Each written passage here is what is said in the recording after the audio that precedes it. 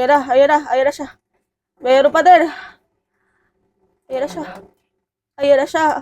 Noong isang araw, nag-harvest ulit ako ng sipon. Sobrang sama ng pakiramdam ko, hindi ko na siya na-video. As in, ang sakit ng ulo ko kasi noon. Talagang di ako makahinga, sa bibig ako humihinga. So, ginamit ko siya. Sa sobrang sama ng pakiramdam ko, wala ako sa mood mag-video. Napakalaki nung nakuha ko, tas ang tigas. Alam mo yung, sa CR kasi ako nag-nasal wash, tas nalaglag siya sa floor, ganon. Siyempre, mabubuhusan ko.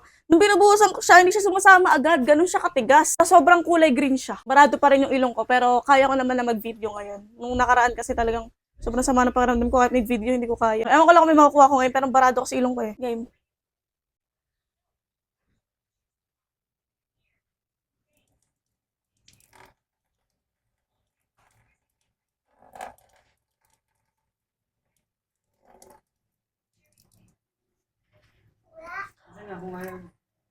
Ayan na siya.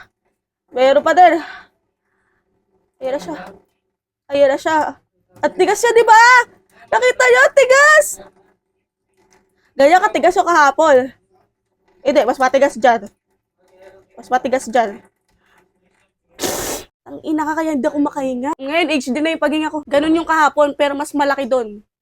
Ay, ganun yung isang araw. Nung isang araw pala kahapon tuloy. Nakahinga na ako. Baka sabihin niya, pwede na maisinga. Sinisinga ko yan kanina. Ganun ako ng ganun. Ayaw talaga niya lumabas. Kahit may puwersa na yung singa mo, ayaw niya. Kasi matigas nga siya. Hindi siya makukuha ng basta singa lang, ng basta hangin lang. Okay na. HD na yung paghinga ko.